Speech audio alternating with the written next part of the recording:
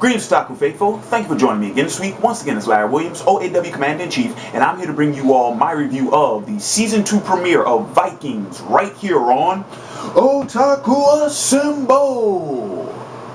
Weekly, and as promised, I have returned to give you all my reviews of the Vikings Season 2 episodes. Now, let's go ahead and let's dive right into this. So, general thoughts on the Season 2 premiere.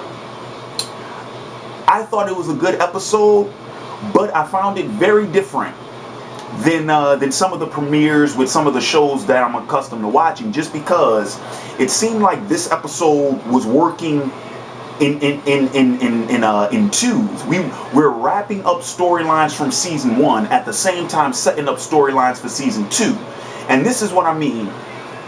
The episode starts off right where we left off with season 1, with the conflict between King Horik and Jarl Borg, right? And we open up with that battle, you know, that conflict finally coming to a head. But that's a season 1 storyline, right? That we get wrapped up, concluded in this episode. But then again, I think it's going to end up leading to some more plot elements later on down the line. So that's one of the things I'm talking about, where it's just when you think something's getting wrapped up, they're actually setting it up for something bigger, something bigger, something better, something further on in the later episodes. And there were other instances like that. For an example, the Ragnar Rollo conflict that we got set up and built up and kept following all in season 1 comes to a head in the premiere, and we think, okay, this is the wrap up, because when they finally meet on the battlefield, oh no, this is it. One of them's got to go, right? Rollo throws everyone off when he decides to surrender. So then it's like, okay, well, they take him captive, they bring him back home, and we think, oh yeah, you know, they're going to give him up to the lawman. All right, this is going to be it. But then the lawman spares him, and not for the reason stated. Lawman states that he did it because the gods wanted Rollo alive. We find out later that actually Ragnar was the one who set that up, but we don't know why.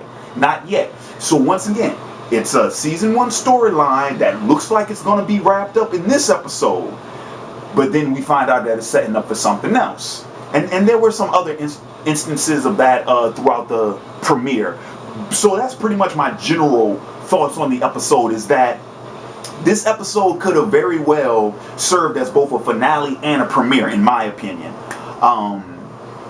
So let's talk about a couple of things that I wanted to mention about the premiere. I'll just start off with the Ragnar Rollo bit, because like I said, it's kind of weird how they're handling these characters now, because okay, we know from Rollo's character in season 1 that he's been trying to get up from out of Ragnar's shadow, as he told Ragnar in the episode. You know, he's been trying to get up from under his shadow, and he's been trying to, you know, make these maneuvers and make these power plays to get a footing of his own in the world. But then, you know, on the battlefield, at the little hearing, and then even when he was with his scene with Siggy, when he had his conversation with her, it seems as if he gives up too easily.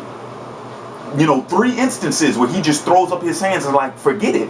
So it really does bring into question, what is it that Rollo actually wants? Because it's, you know, it seems like he wants what Ragnar has, and yet doesn't want to take the risk in order to obtain it. And if that's the case, then he's never going to get what he wants if he can just back down from a fight that easily. You know what I mean? And I'm not saying that, oh, well, that doesn't mean Rollo can't take care of himself. No, we know he's a very competent fighter. He's a very good fighter. And he's very smart. He's not stupid. He's not, you know, the dumb brute. He has a mind of his own. But whenever he comes up to that direct opposition with Ragnar, he folds like an old leather wallet, and I don't get it. On the flip side of that, though, why did Ragnar keep him alive? Was it out of pity? For the reasons that I just stated? Are we supposed to believe that it really is brotherly love? Because if that's the case, well, Rollo hasn't tried to kill Ragnar yet either. I mean, you saw in the battle, Rollo never raised his axe to Ragnar. I mean, yeah, he kind of threatened him with it, but he never swung at him. So, I don't know. But I will say this. The fact that Ragnar kept him alive, I don't think is to Rollo's benefit.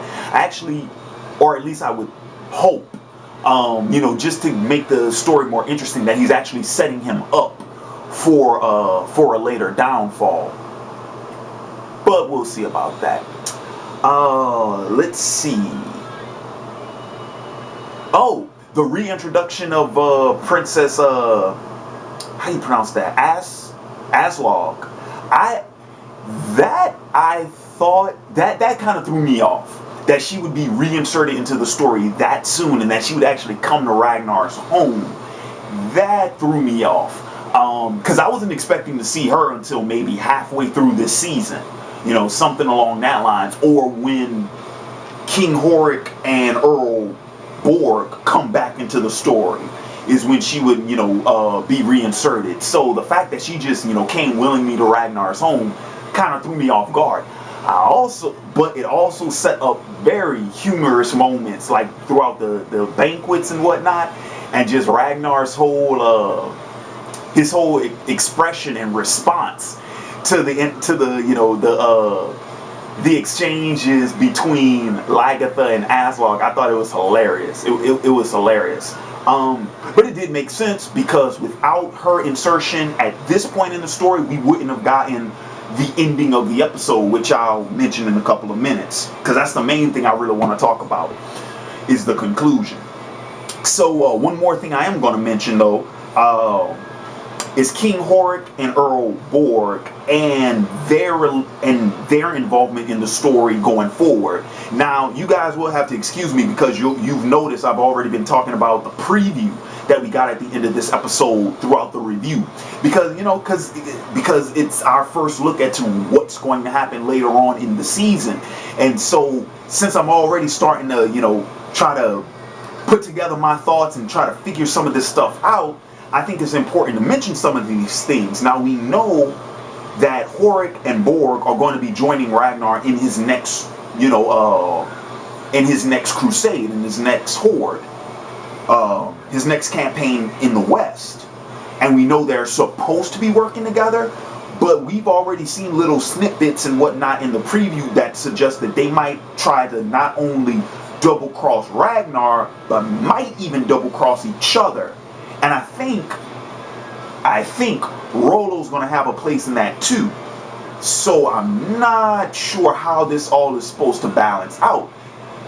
Especially when you throw Rollo in the mix. Because remember, Rollo's the only one in that trifecta that doesn't have a title. And it's assumed, or at least it's hinted to, that Horik has the highest, because he's actually a king. So I don't know how those power plays are supposed to work. But we do know that there's going to be the involvement of another one of the kings in England. And he's going to have something to do with this power play too. So it's going to be real interesting to see how these, how these guys kind of bounce off each other. Because in season 1, we only really had one, really.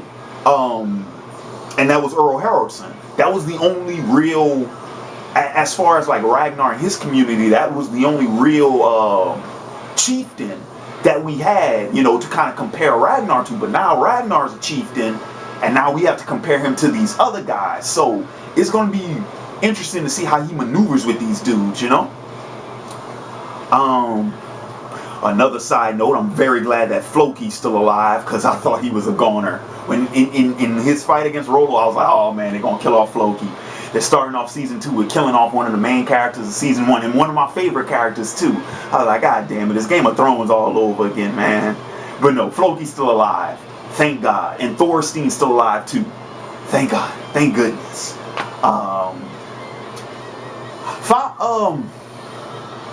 Did find it curious that Ethelstan, Ethelstan, he didn't have much screen time in the premiere, but we did see in the preview that he'll have more, because he actually becomes a fighter for Ragnar. He actually gets his hands dirty, so I'm really looking forward to seeing that. How Ethelstan, I want to see that. That's gonna be cool. Okay, so not to drag this review out any longer, let's just go ahead and let's jump into the conclusion, which is the main thing I wanted to talk about, and that's Lagertha, her leaving Ragnar. Now, on the one hand, I'm very glad that she's not gone from the series, because we saw in the previews that she'll actually have a role to play in, this little power play that I just mentioned. She'll have a role somewhere along the lines in there, because we see her fighting in the preview, which means she had to have joined up with someone else. But I'm glad that they didn't write her character off. I think that would have been a major misuse of a good character, just because she's too good of a character right now, and they've done too much with her to just toss her aside. So I'm glad she's still on board. But I'm not surprised by her leaving, to be honest, because I knew, and we knew, based off of how season 1 ended, that her and Ragnar's relationship was already strained enough. So we knew that that was going to have to come to a head eventually. That something was going to have to happen that was going to have to change the course of that relationship, because they had the miscarriage, they had the plague, Gita died, and then of course, Ragnar had his affair. So at some point, that had to have happened. But I'm glad that it was her leaving rather than them actually getting in a fight and somebody getting hurt or some craziness. And I'll tell you something else. I'm very happy she didn't end up with Rollo, because we knew Rollo had eyes for Lagertha since I think the fucking series premiere. So I'm glad that her leaving Ragnar didn't immediately mean her hooking up with Rollo. That would have been too much for me. No. Besides, they already spent all this time setting up Rollo and Siggy, so why mess that up? Why ruin that? No, so they did a very good job with this. And Bjorn leaving, that wasn't too much of a surprise either, because we knew he didn't agree with what Ragnar did at the end of season 1. We knew that, and that tension has never left. It's been there the entire time. But then, of course, it's kind of hard. It's kind of hard to gauge how a conflict between two characters. Ragnar and Lagertha, their conflict, trying to gauge how that'll end, is a lot easier than Ragnar and Bjorn, because one's the father and one's the son, and the son's not really old enough to take care of himself yet. So regardless of whether or not he agrees with Ragnar's decision or anything like that, he's kind of stuck. He kind of has no choice. And of course, this was his way out, because Lagertha gave him the choice, and he decided with Ragnar, and then he decided with her. So it'll be kind of interesting to see how that whole thing plays out too, because Ragnar didn't really show much animosity towards any one of them for leaving him, but I could see how some could arise, especially if they end up on opposing sides. You know what I mean? If they end up fighting for, Horik, or fighting for Borg, but who knows? Maybe when Rollo, gets his stones together, makes up his mind of what he wants to do, and decide to rise to the ranks, maybe they'll end up with him. Either way, I don't think that animosity, that negative pushback will happen until they're pitted against each other, and until they have no choice. You know what I mean? But all in all, it's, like I said, a solid premiere.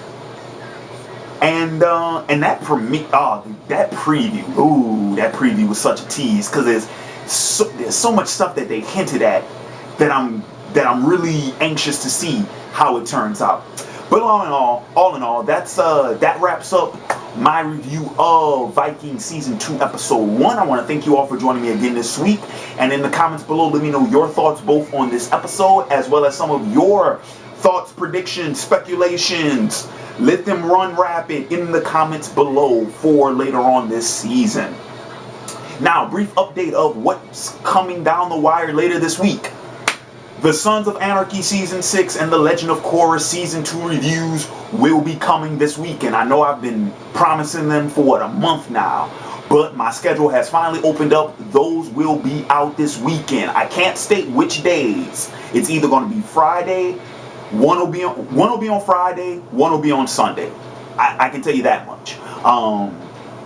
But those will be coming out finally. And okay, And also, keep an eye out for whichever review I post on Sunday. Keep an eye out for that review and stay tuned for the end of that review. I have a major announcement for the OAW YouTube channel in that review. A major announcement. So keep an eye out for that. So yeah, right now what I got planned, I'm thinking I'm going to do Sons of Anarchy Season 6 review tomorrow. Black Sails Episode 6 review Saturday, and the Legend of Korra Season 2 review on Sunday. That's what I got planned right now. And that's only because I can't get my The Wind Rises review out yet, because it's going to be a little bit more difficult for me to go see that in theaters now, because they put it at the theater on the other side of town. I don't know why they did that, but they did. It's in town, and I know it is, but I got to go to the other side of town. Anyway. But with that being said, this has been Larry Williams, OAW Commander-in-Chief, signing off. And until next time, peace.